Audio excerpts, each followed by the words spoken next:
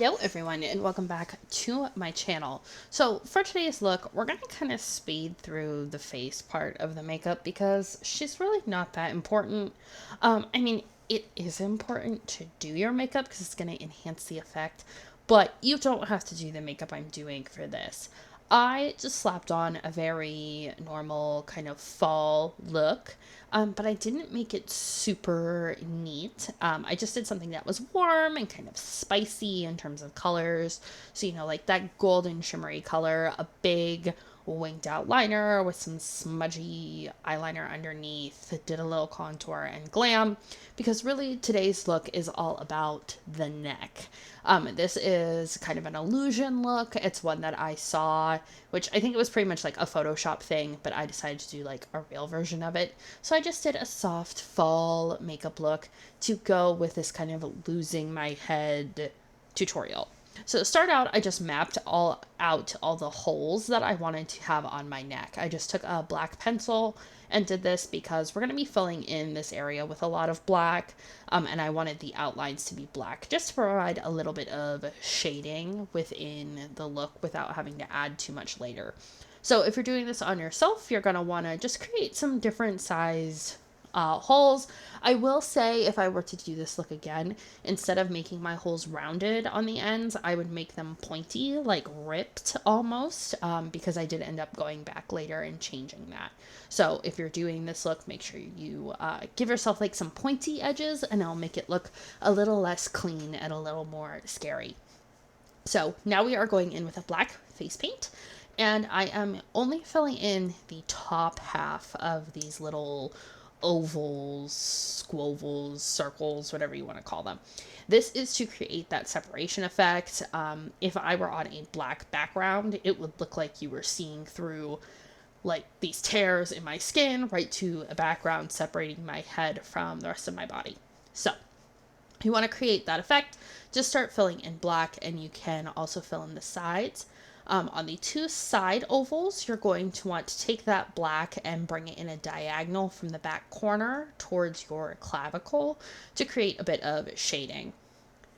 Also with that black, you're going to want to go right about in the middle of the oval, just in the first three, and add a little black circle. This is going to create shading to make it look like the place where maybe a bone was at one point or should be.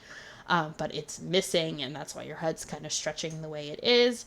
So you want to just add a little bit of black here. You can make it darker than I did, but I think the lighter, like going in with just one coat of face paint, created more of that shadow effect, like something's missing here.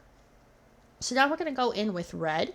You don't want to do a stark, fresh kind of appley red. You're going to want to lean a little bit more towards that burgundy because we want it to look a little bit more like fresh blood, I guess, or like muscle tissue. So you would want it to be a little bit dark. So I took that red and just mapped out the place where you would start to see that kind of fleshy bits. And I did that about, I would say maybe half an inch from the bottom of the circles, because the bottom of the circles are not going to show any bone. It would be almost like just the very tippy top of that flesh. So once you map out where you want that kind of neck separation to begin, you can start creating the illusion. So you're going to want to do an arc shape that will create kind of make it look like it's going back. And then at the bottom, you're just going to want to follow that rounded shape.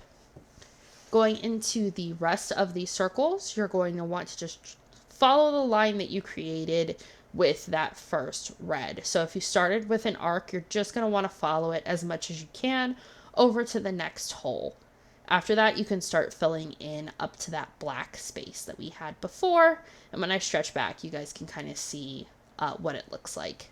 So after I finished filling in all that bare space I had with red, I went in with a little bit of micellar water on a cotton pad and just got rid of some of the lines so that they weren't so like perfectly sculpted out. Like I said, if I did this again, I would make the edges look a little more torn from the very beginning, but it ended up working out with the effect. I also took some of the micellar water and put it on a Q-tip, and then just kind of started dragging down from that red so that when I put my fake blood on, it looked like it was coming directly from the flesh, and also it just softened those lines up if there was any really stark black lines anywhere.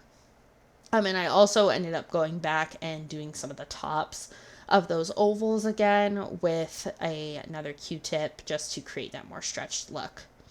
So after I added my wig, you can add whatever costume you like. You're just going to want to dot some fake blood on. I use the fresh stage blood from Ben Nye in a little pipette and just let it drip down my neck. And then when I stretch back, you can see it looks very spooky and scary. And I just kept adding it kind of anywhere that the flesh was to blur that bottom line and really just make it look like something very terrible happened to me. But really, this is the end of the look. It's a pretty easy illusion, and I hope you guys enjoyed it.